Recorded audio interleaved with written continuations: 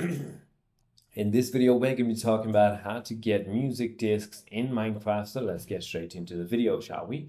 So there are 11 music discs that you can collect in Minecraft, and there are major three ways in order to go ahead and get it. So the first way in order to go ahead and get a music disc is going to be by killing skeletons.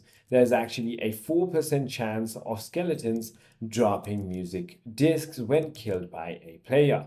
There's also looting dungeons. So dungeons or discs can also be found in chests inside of multiple dungeons, but the chances are not sure. It just varies.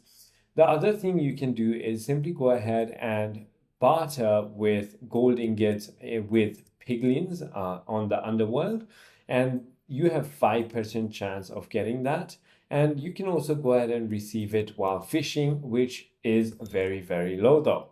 But it is as simple as that. What you can do is build a skeleton spawner farm for the best results. I hope this video clarifies